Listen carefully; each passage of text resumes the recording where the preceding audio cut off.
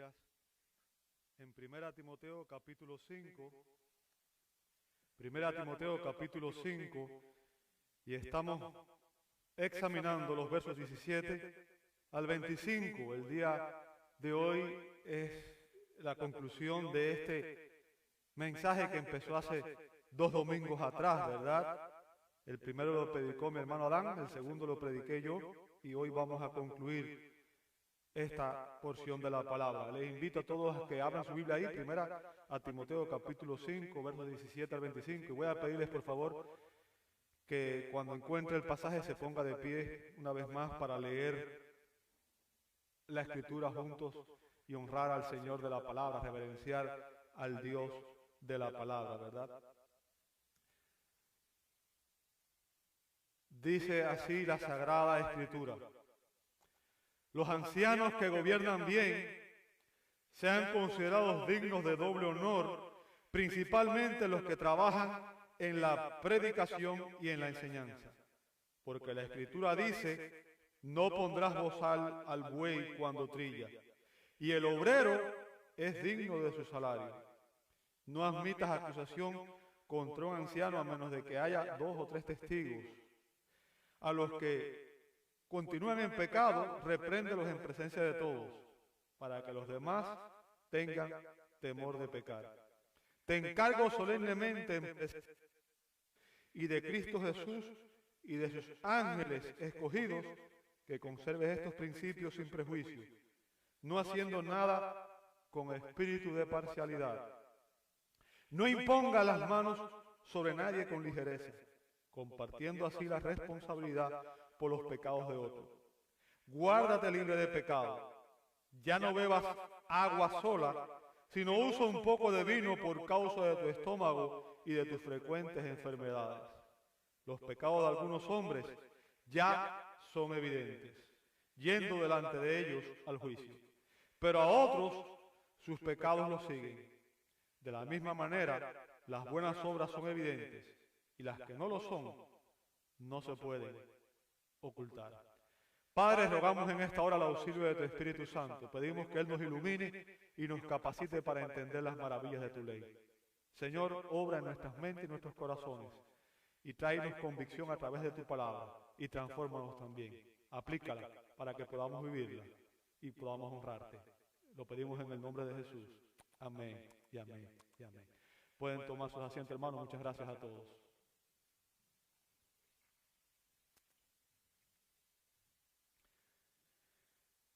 En Evanston, Illinois, surgió un grupo llamado Misioneros de la Nueva Verdad. Misioneros de la Nueva Verdad. Este grupo hizo el siguiente anuncio: queremos que se una a nuestra fe, queremos que se una a nuestra fe como ministro ordenado, con rango de doctor en divinidad. Añaden a continuación: somos una fe en rápido crecimiento, que busca activamente nuevos miembros que crean, como nosotros, que todos los hombres deben buscar la verdad a su manera, por cualquier medio que consideren correcto. Como ministros de la fe, usted puede establecer su propia iglesia y solicitar la exención de impuestos a la propiedad y otros impuestos, celebrar matrimonios y ejercer todos los demás poderes eclesiásticos. Obtenga importantes subvenciones en efectivo por realizar obra misional con nosotros. Algunas empresas de transporte, hoteles, teatros, etcétera, ofrecen a los ministros tarifas reducidas. Obtén el paquete completo por solamente $100. Esta ordenación se declara legal y válida en cualquier lugar de este país. Ahora, ¿se imagina por un momento qué pasaría si cualquier persona pudiera obtener una licencia médica en línea y ejercer como médico sin nunca haber estudiado, sin nunca haber pasado por un examen, sin que nadie supiera, si no supiera lo más mínimo de medicina? ¿Qué pasaría? ¿Iría usted a atenderse con ese médico? Aunque usted no lo crea, aunque usted no lo crea, cualquier persona puede obtener un certificado de ordenación en línea, sin ningún examen, sin ningún requisito. Simplemente entras a un sitio web, llenas una información y te mandan un certificado de ordenación por una cantidad de dinero X. ¿Ok? Ahora, la pregunta que debemos hacernos nosotros como creyentes genuinos es, ¿qué dice la Escritura al respecto? ¿Puede hacerse realmente esto? ¿Es válido esto? ¿Puede cualquier persona ser pastor en la iglesia? ¿Puede cualquier persona ser anciano en la iglesia? Recordemos que Pablo está dando aquí instrucciones referente a cómo se debe tratar a los ancianos de la iglesia. Es lo que Pablo está haciendo aquí, ¿verdad? Instrucciones referente a cómo tratar a los ancianos de la iglesia. Y recordemos que aquí Pablo nos ha dado instrucciones sobre el salario del anciano. Fue lo primero que predicó Adán, ¿verdad? En los versos 17 al 18. Después, la semana pasada vimos la sanción o la disciplina de los ancianos en los versos 19 al 21. Y hoy vamos a ver la selección de los ancianos. La selección de los ancianos, y va del verso 22 al verso 25, donde Pablo dice el proceso que se debe seguir para seleccionar ancianos. Bien, fíjense, el verso 22, Pablo dice, no impongas las manos sobre nadie con ligereza. No impongas las manos sobre nadie con ligereza. Ahora, obviamente, si usted lee esto, usted debe preguntarse a qué se refiere el apóstol Pablo cuando menciona imponer las manos. Imponer las manos sobre alguien. ¿A qué se refiere el apóstol? Déjenme decirle, la práctica proviene del Antiguo Testamento. En el Antiguo Testamento, cuando una persona llevaba la ofrenda, antes de que el sacerdote sacrificara ese animal, lo primero que se hacía era que el oferente tenía que poner sus manos sobre el animal. ¿Ok? Porque ese animal se convertía en su sustituto, ese animal iba a morir en su lugar. La sangre de ese animal iba a ser vertida para que la culpa de mis pecados, del pecado del oferente, fuera perdonada. Bien, por tanto, la imposición de manos significaba identificación. ¿Ok? Identificación. Ahora, cuando esa expresión, imponer manos, se usa en el Nuevo Testamento, siempre está relacionado con un acto, el acto de ordenación a un ministerio. ¿Ok? Y usted dirá, bueno, ¿y cómo lo sabes? Bueno, gracias por preguntarme. Le voy a dar textos bíblicos que demuestran que lo que digo es verdad.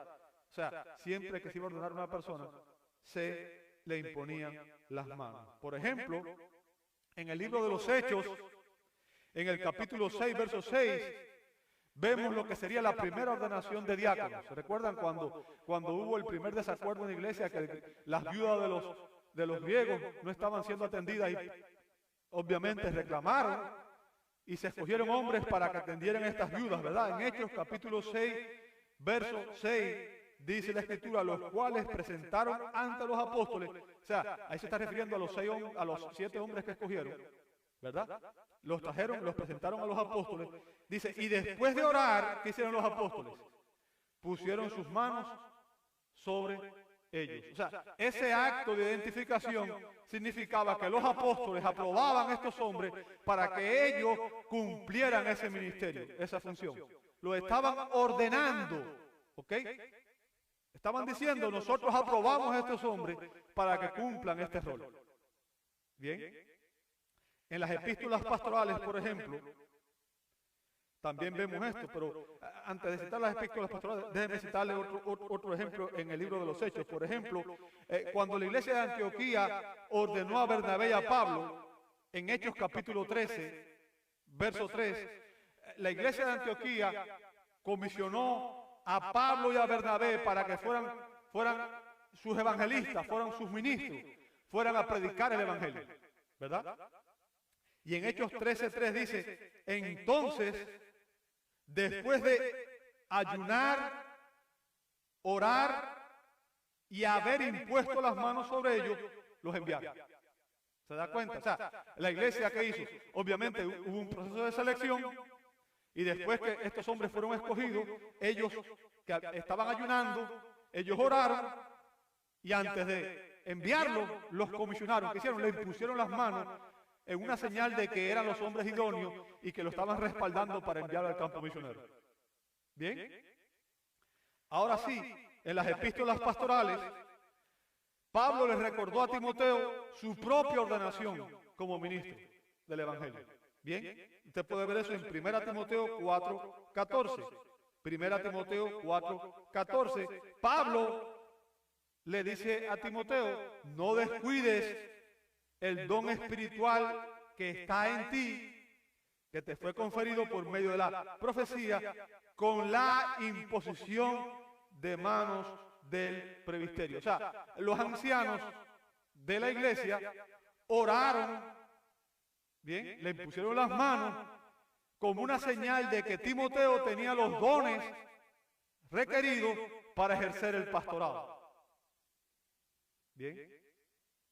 De hecho, Pablo fue uno de los que estuvo en esa ordenación. Usted puede ver en 2 Timoteo 1:6, 2 Timoteo capítulo 1, versos 6, la Escritura dice, por lo cual te recuerdo que avives el fuego del don de Dios que hay en ti por la imposición de mis manos. O sea, Pablo impuso sus manos sobre Timoteo. Pablo era un apóstol y fue uno de los hombres que comisionó a Timoteo para que él sirviera en el ministerio. Lo ordenó al ministerio para que él fuera un ministro de Cristo.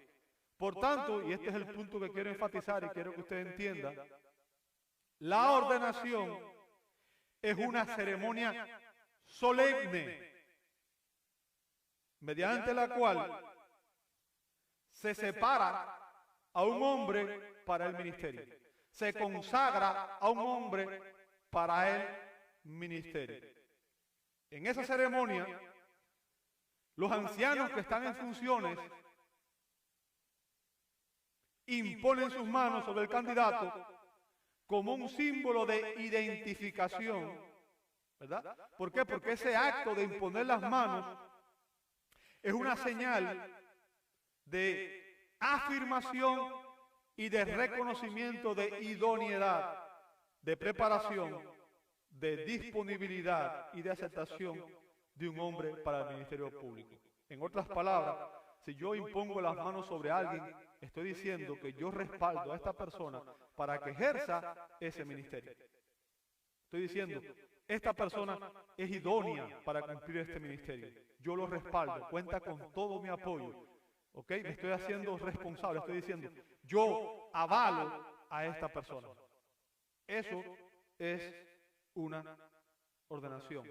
Es un acto solemne en el cual una persona está diciendo, esta persona está calificada para cumplir con este ministerio. Ahora, como digo, la persona tiene que tener obviamente un conocimiento de a quién está evaluando, a quién está respaldando, ¿verdad? Ahora, por si acaso, déjame aclarar algo. Debo recordar que la ordenación cristiana, escuche bien lo que voy a decir, la ordenación cristiana es una cuestión de elección divina. ¿Me escuchó? Es una cuestión de elección divina. ¿Ok? Fue Jesús quien ordenó a los apóstoles. Por ejemplo, si usted ve en Marcos capítulo 3, versos 13 y 14, Marcos 3, 13 y 14, dice así, y subió al monte, llamó a los que él quiso. Fíjense, llamó a quienes, a los que él quiso.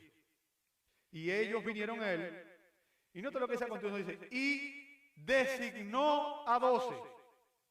¿Lo ve ahí? designó a 12 para que estuvieran con él y para enviarlos a predicar. Ahora, ese acto de designación ahí se refiere a que Jesús estaba comisionando a esos 12. Bien. Fíjense que él llamó a quienes él quiso. De hecho, hay otro verso, por ejemplo, escuche lo que dijo Jesús en Juan capítulo 15, verso 16. Escuche las palabras de Jesús en Juan 15, 16, referente a los apóstoles. Él dijo, vosotros no me escogisteis a mí, sino que yo os escogí a vosotros y os designé, o sea, los comisioné para que vayáis y deis fruto. O sea, ¿quién escoge a aquellos hombres que van a servir como pastores o como ancianos? Es Dios. Tiene que haber un llamado divino.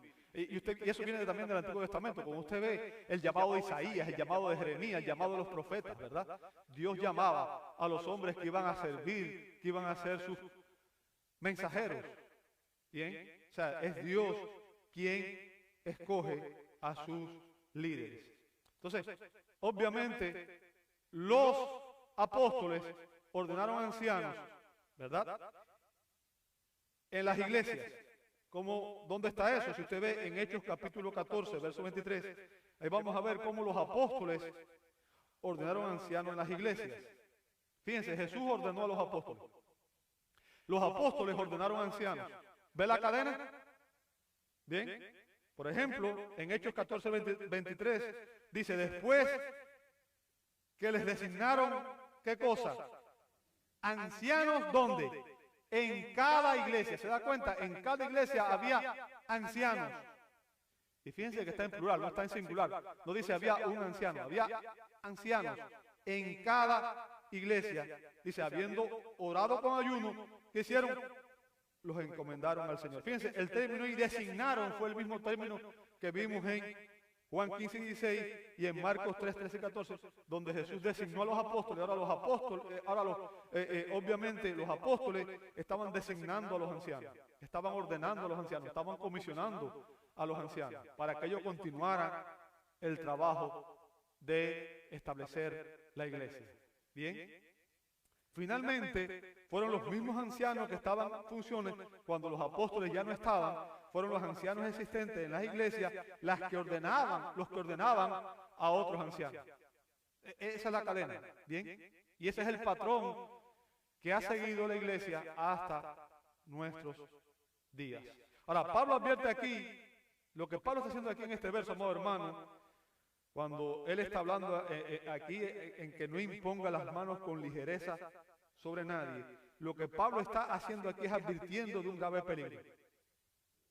Un grave peligro. ¿Cuál es el peligro? Una ordenación apresurada de hombres que no han sido probados y que no están calificados. O sea, lo que vimos ahorita de ordenar a una persona en línea es una aberración.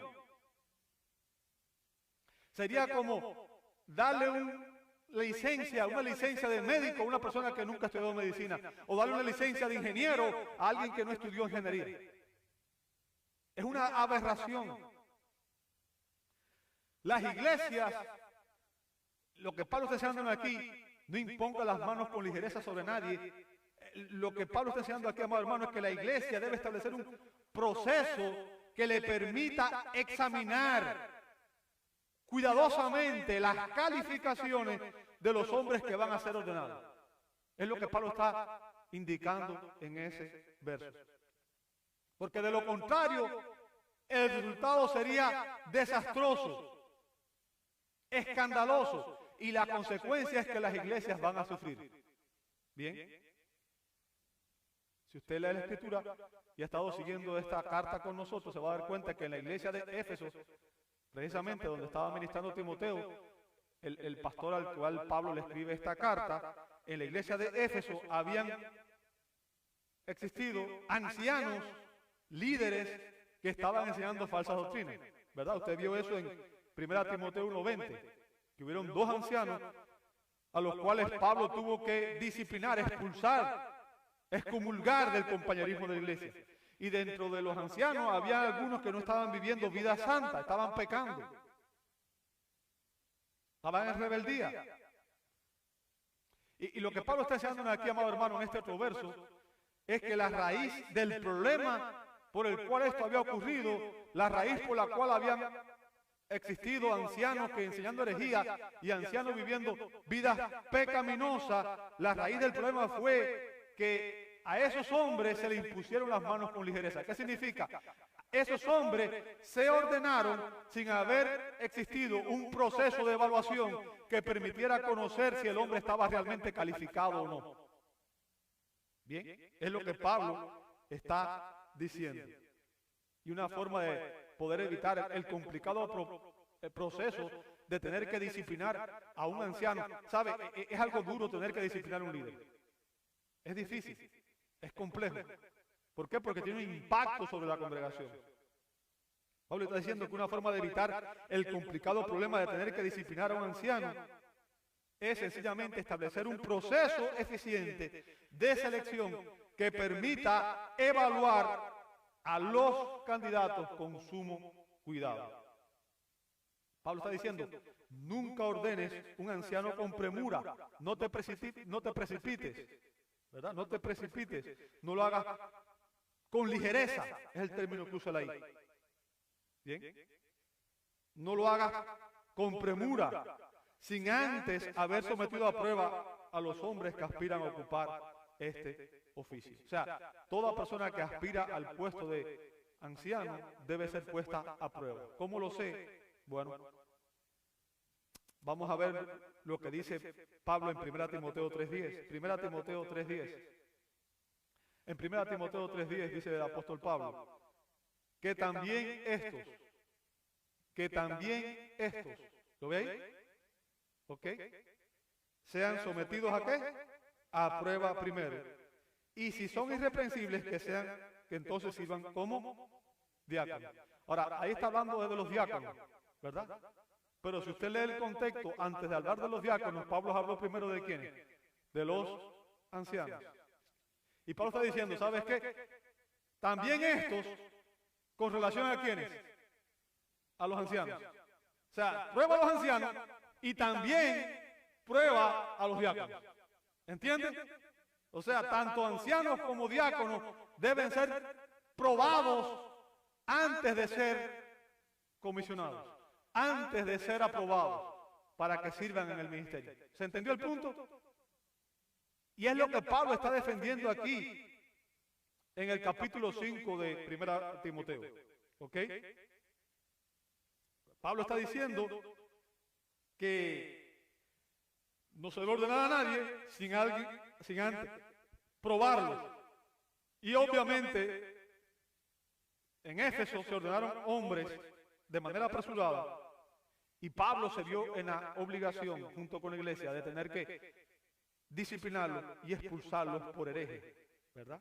Ahora, Pablo obviamente sabía que Timoteo tendría que seleccionar nuevos ancianos. ¿Por qué? Porque ya habían expulsado a algunos y había algunos que estaban sirviendo que todavía no estaban calificados. Y la razón por la que Timoteo estaba allí era ayudar para que los ancianos que estaban, obviamente, fueran los que estaban calificados, ¿verdad? Y es por eso que Pablo da esta instrucción sobre seleccionar a los ancianos. Y Pablo lo que está diciendo a Timoteo es, ¿sabe qué? Establece un proceso que te permita examinar minuciosamente al candidato, la vida del candidato, te permita verlo de cerca, conocerlo de cerca, y asegúrate de que cumple con los requisitos bíblicos. ¿Cuáles son los requisitos bíblicos? Bueno, 1 Timoteo capítulo 3 versos 1 al 7, ahí están los requisitos bíblicos, ¿verdad?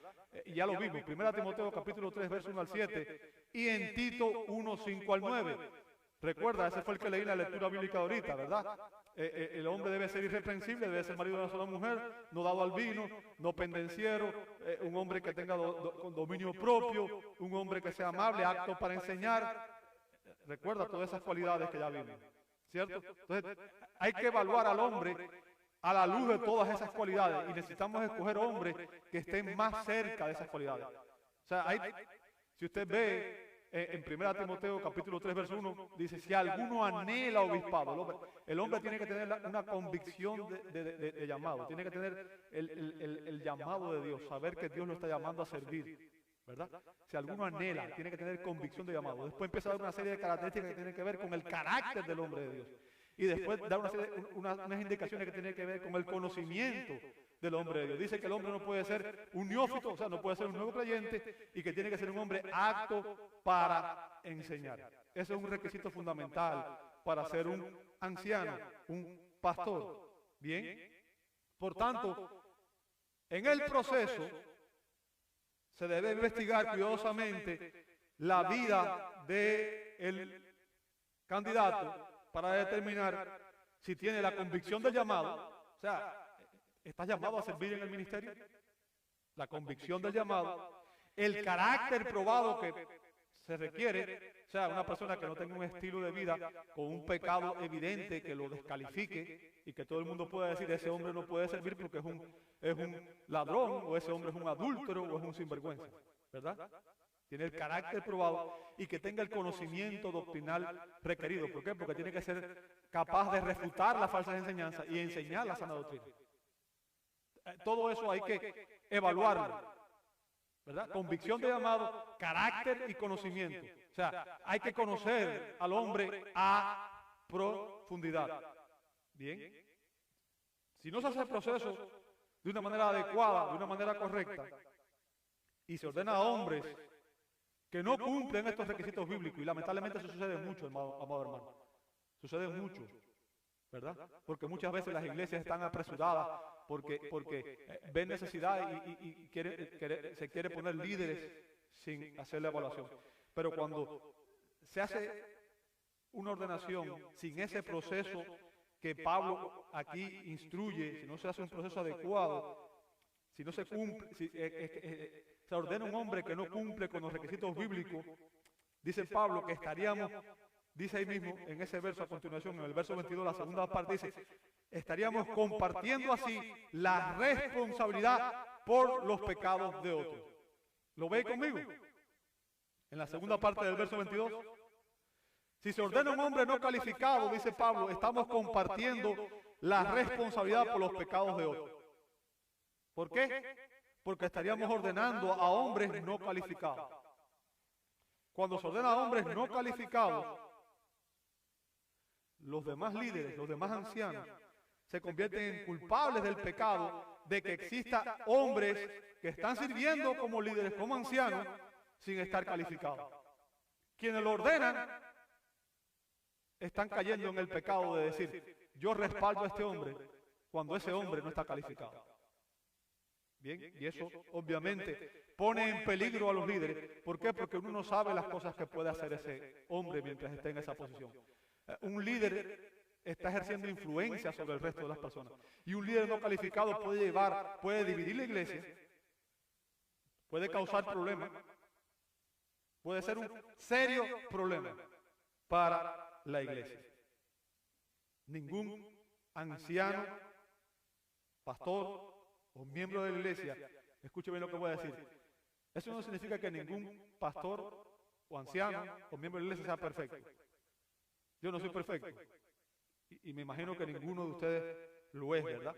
Pero a la hora de seleccionar a los hombres que van a ser ordenados para el ministerio, debemos escoger a aquellos hombres que estén más cercanos del ideal que es Cristo. Hombres que estén dispuestos a crucificar su carne con sus pasiones y deseos, hombres que amen al Señor y hombres que estén viviendo lo más cercano posible al ideal que es Cristo. Y que no tengan un pecado escandaloso en sus vidas que evidentemente los descalifique. ¿Bien? Y es por eso que todo anciano, todo pastor debe realizar un proceso concienzudo y tratar de escoger hombres que estén calificados. Hombres que estén calificados. De esa manera, al escoger hombres calificados, Timoteo y los líderes que estemos sirviendo, nos estaríamos, dice Pablo a continuación, guardándonos libres de pecado. ¿Lo ven al final del verso 22? Guardándonos libres de pecado. Otra traducción puede ser guardándonos puros, literalmente puros. ¿Bien? O sea, ¿sabe? El término guardar ahí proviene de un verbo griego, tereo, que significa ejercer un cuidado vigilante. Recuerde, una de las funciones del anciano, el anciano es un obispo, es un supervisor. Y lo que está diciendo ahí es que debemos ser vigilantes en escoger a los hombres que estamos ordenando para el ministerio. ¿Bien? Es necesario realizar una cuidadosa investigación antes de ordenar a un hombre al ministerio. ¿Para qué? Para evitar ordenar hombres no calificados. Y de esa manera vamos a permanecer, dice Pablo, libres de pecado. ¿Por qué? Porque no nos vamos a ver envueltos en los escándalos que trae un hombre cuando no está calificado y empieza a vivir una vida de pecado que trae deshonra al nombre de Cristo y a la iglesia. Entonces, lo que Pablo nos enseña en ese verso, amados hermanos, es que las iglesias necesitan desesperadamente líderes y ancianos que estén espiritualmente calificados. Pero, a pesar de que hay es una necesidad imperante el tener ancianos, debe existir un proceso de selección que permita que se escoja a esos hombres con sumo cuidado. Eso es lo que Pablo está queriendo decir ahí en esa expresión. Es una expresión corta, pero tiene un significado tremendo. ¿Por qué? Porque, nuevamente, el bienestar espiritual de la iglesia depende de que existan hombres calificados. ¿Se entiende eso?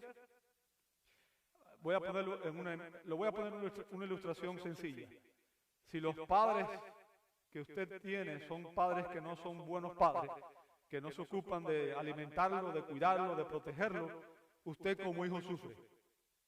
¿Cierto? Cuando los padres no hacen bien su función de cuidar, de alimentar, de proteger y de educar a los hijos, la consecuencia es que los hijos sufren. Bueno, en la iglesia es lo mismo. Cuando no hay líderes calificados, la consecuencia es que la iglesia sufre. ¿Se entiende el punto? Y obviamente necesitamos líderes que estén calificados y eso requiere que nos veamos en la necesidad de velar y escoger los líderes con sumo cuidado. ¿Sabe? Warren Wiersbe dijo lo siguiente: el liderazgo piadoso significa la bendición de Dios y eso es lo que queremos y necesitamos. ¿Sí o no? Queremos la bendición de Dios. Por tanto, necesitamos hombres que tengan el respaldo divino para ejercer el ministerio. Ahora, después de examinar el proceso, vamos a analizar la pureza de los líderes que se deben escoger. La pureza de los líderes que se deben escoger.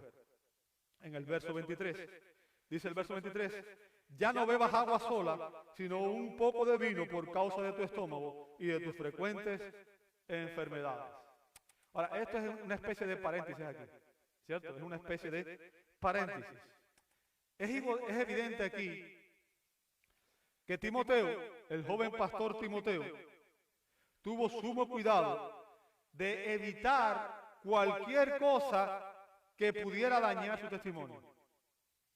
Timoteo estaba evitando cualquier cosa que pudiera dañar su testimonio. Timoteo evidentemente había decidido abstenerse totalmente de consumir bebidas alcohólicas. O sea, Timoteo no ingería ningún tipo de bebida alcohólica. ¿Bien? ¿Por qué? Porque él no quería ser acusado por nadie de ser un hombre dado al vino, que es un requisito de los pastores ancianos, como usted ve en 1 Timoteo 3:3. O sea, el pastor anciano no debe ser un hombre dado al vino. Y Timoteo obviamente había decidido abstenerse totalmente de beber cualquier tipo de bebida alcohólica. Recordemos, les recuerdo el contexto, que en aquellos días no existían los métodos de purificación del agua que existen hoy. Bien, el agua en aquellos tiempos estaba muy contaminada y era portadora de muchas enfermedades. Por tanto, era normal en aquel contexto cultural que se usara un poco de vino, que se servía diluido con de 3 a 6 porciones de agua, o sea, se mezclaba vino con agua. ¿Por qué? Debido a la fermentación del vino, el vino actuaba como un desinfectante para el agua que protegía la salud de los efectos patógenos que tiene el agua contaminada. O sea, el vino servía en este caso para descontaminar el agua. Ahora, Timoteo no quería que nadie lo viera tomando vino. ¿Por qué? Porque no quería ser acusado, como dijo ahorita, de ser un hombre dado al vino. Pero Pablo quería, obviamente, que Timoteo usara vino. ¿Para qué? Fíjense que en el contexto está claro. Había un propósito específico para proteger su salud. O sea, esto es una cuestión de salud. ¿Bien? De salud. ¿Ok? Tenemos que entender esto. El apóstol le está explicando aquí a Timoteo que él debía mantenerse, que él podía mantenerse puro y libre de pecado. Fíjense que eso fue lo que demandó anteriormente, ¿verdad? Tenemos que mantenernos puros y libres de pecado. Pero Pablo le está diciendo que eso no requería que se abstuviera del uso medicinal del vino. ¿Entiende el punto? O sea, no llegues al punto de abstenerte del vino a tal manera que te sigas tomando solamente agua y te enfermes. ¿Bien? Así que Pablo exhorta a Timoteo a que no beba exclusivamente agua, o sea, no beba solamente agua, sino que utilice un poco de vino. ¿Por qué? Por el bien de su estómago, para que pudiera sanar sus frecuentes dolencias. Ahora, el punto que quiero que notes es que Timoteo se había comprometido a la abstinencia total. O sea, Timoteo había decidido, ¿sabes qué? Yo no voy a beber más vino. Esa fue mi convicción también desde que me convertí. Nunca más. Ahí está mi familia, ahí está mi esposa, mis hijos. Jamás en mi vida, después que me convertí, yo me he puesto en mis labios otra vez una copa de ninguna bebida, ni de vino, ni de alcohol, ni de nada. Nunca. No tomo ningún tipo de alcohol. Esa es mi convicción. Y quiero recordar que la Escritura no prohíbe el que una persona tome un poco de vino. Lo que prohíbe es la borrachera. Ahora, yo aclaré ya cuando predicamos 1 Timoteo que obviamente el beber, nadie sabe quién se va a convertir en alcohólico o no. Nadie toma diciendo yo me voy a convertir en alcohólico. Las personas que llegan a ser alcohólicos es porque tienen una predisposición y lamentablemente empiezan a beber y algún día se llegan a enfermar, se convierte en una enfermedad, ¿verdad? Ahora, el punto aquí, amado hermano, es que Timoteo estaba comprometido en una abstinencia total, ¿Por qué? Porque Timoteo deseaba ser un modelo de virtud, un modelo de pureza, y este es el punto que quiero que usted lleve en su mente. Un líder debe anhelar ser un modelo de virtud, un modelo de pureza, digno de imitar por otros. ¿Se entiende el punto? Aquellos que anhelan tener una posición de liderazgo tienen que entender que deben ser un ejemplo de pureza en cada área de su vida. ¿Bien? Deben ser un modelo espiritual. Debe evitar convertirse en piedra de tropiezo para otros hermanos que son débiles en la fe. Por ejemplo, en este caso, Timoteo obviamente estaba tratando de proteger a personas que quizás hubieran sido alcohólicas y estaba tratando de proteger a esas personas al abstenerse totalmente de beber bebidas alcohólicas. Ahora, quiero hacer la aclaración aquí de que Pablo no está haciendo una invitación a que alguien beba socialmente. Fíjense que él no le dice, bebe cuando estés con tus amigos para que la pases bien. Pablo no está diciendo eso, ¿verdad? Es una recomendación de usar el vino aquí con fines, ¿qué cosas? Medicinales. ¿Bien? Fines medicinales. Ahora, el punto que hace Pablo ahí es, obviamente, la pureza es importante, tenemos que tener cuidado. Estamos en Cristo, somos libres en Cristo. Hay dos extremos. Un extremo es el legalismo, en el cual se dice no puedes beber nada. Bien. El otro extremo es el liberalismo, que puede decir bebe y come que mañana morirás. Entonces, los dos extremos están mal. Ahora, como líderes debemos siempre, y como cristianos debemos tratar de mantener un alto estándar de pureza, ¿verdad? Ahora, finalmente, después de incluirnos sobre el proceso y la pureza, Pablo nos describe el patrón de selección. Fíjense, esto es lo que vamos a ver en el patrón de selección. Cuando se vaya a escoger ancianos, dice Pablo, esto es lo que tú vas a ver. Y nos prepara de antemano para que entendamos qué es lo que va a ocurrir. Bien, Pablo explica aquí, en los versos 24 y 25, que en el proceso de selección vamos a encontrar un patrón de 4 tipos de hombres. 4 tipos de hombres. Bien. Primero menciona 2 tipos de hombres que están descalificados en el verso 24, y después 2 tipos de hombres que están calificados para el ministerio en el verso 25. Vamos a empezar por el patrón de los descalificados en el verso 24. Bien, en el verso 24 dice el apóstol Pablo, y está mencionando aquí, amado hermano, los hombres descalificados, ¿verdad? Y vamos a ver que hay dos tipos de hombres descalificados.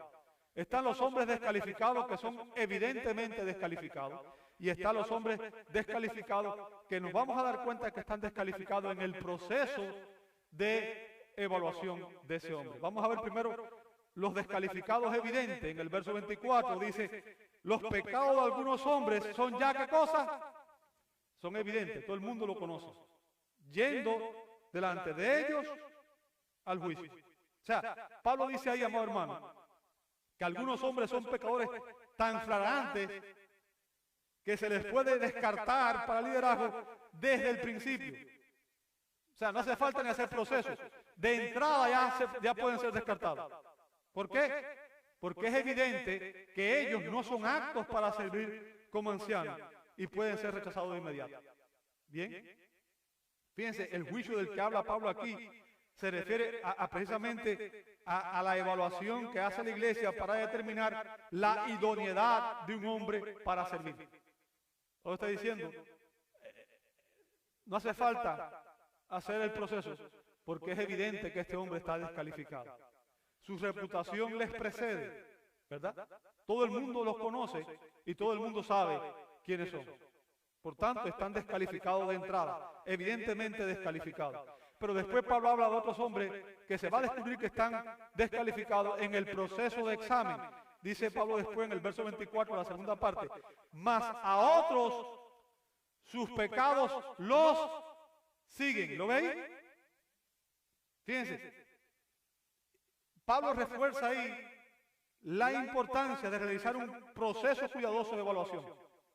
La importancia de realizar un proceso cuidadoso de evaluación. ¿Por qué? Porque dice Pablo aquí, existen hombres cuyos pecados son menos notorios, menos evidentes, ¿bien? Y tardan más tiempo en salir a la luz pública. O sea, son personas que logran encubrir su pecado. ¿Bien? Nuevamente uso a Warren Wiersbe que dice, y él explica, no todos los miembros de la iglesia tienen un carácter tan bueno como su reputación.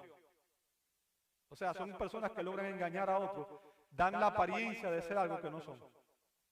¿Bien?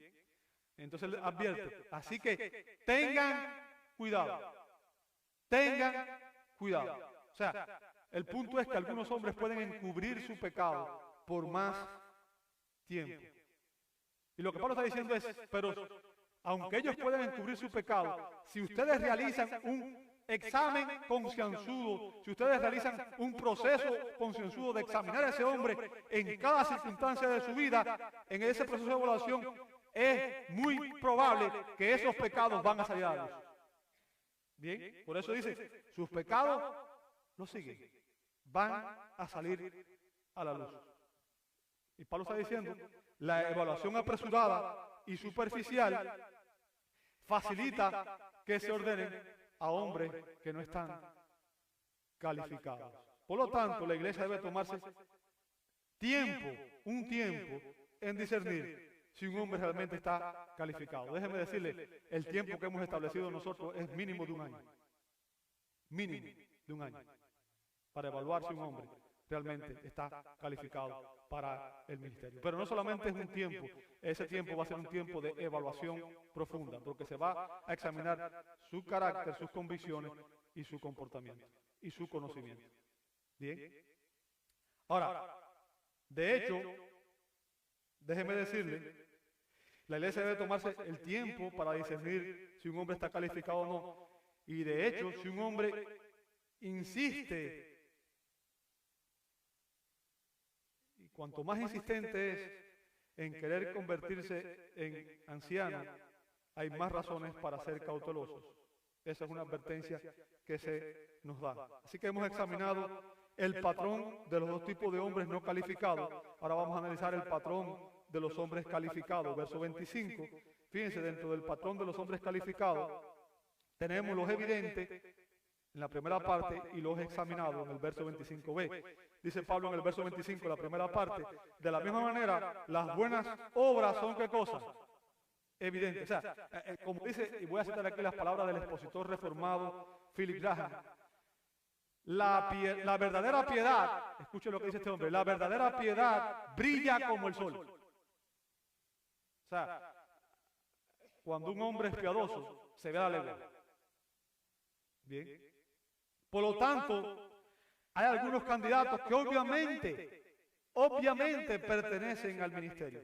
No solo tienen dones evidentes, también tienen corazones de siervos, dice este hombre. Bien. O sea, lo que él está diciendo, lo voy a decir de la misma manera ahora, con mis palabras, es obvio por la calidad del carácter y por el comportamiento de estos hombres y por el compromiso a servir al pueblo de Dios y la obra de Dios, que estos hombres están calificados para servir como ancianos. O sea, uno ve que el hombre tiene el carácter, tiene el compromiso, tiene el comportamiento, hay evidencias en él de que es un hombre que está realmente calificado. Sus obras son evidentes. Recuerde, al final lo que demuestra nuestro compromiso son nuestras obras. Somos salvos por la fe, pero la fe sin obras es muerta. Y obviamente nosotros no podemos saber lo que es el corazón de nadie. Sabemos cómo una persona realmente cree. ¿Sabe por qué? Por su comportamiento. ¿Entiende eso? Finalmente vamos a verlos examinados en el verso 25, la segunda parte. Dice, y las que no lo son, no se pueden ocultar. O sea, las buenas obras de algunos hombres no son evidentes. Las hace en privado. Sin embargo, no se pueden ocultar y saldrán a la luz durante el proceso de examen. Fíjense, estos hombres también están capacitados para servir como ancianos, pero la iglesia debe dedicar tiempo y analizarlos más porque no es tan evidente. Amado hermano, la iglesia necesita hombres calificados para servir. Y nuestra oración debe ser, obviamente, que nosotros tengamos esta clase de hombres. Te invito a orar. Amado Dios, te damos gracias. Gracias por tu misericordia, gracias por tu fidelidad. Y gracias, Señor, porque tú nos enseñas cómo debe ser el proceso en el cual necesitamos establecer para seleccionar hombres calificados. Rogamos, Señor, que tú nos ayudes y que tú nos guíes en ese proceso para escoger hombres que realmente te glorifiquen, te honren y vivan para tu gloria. Lo pedimos en el nombre de Jesús. Amén y amén.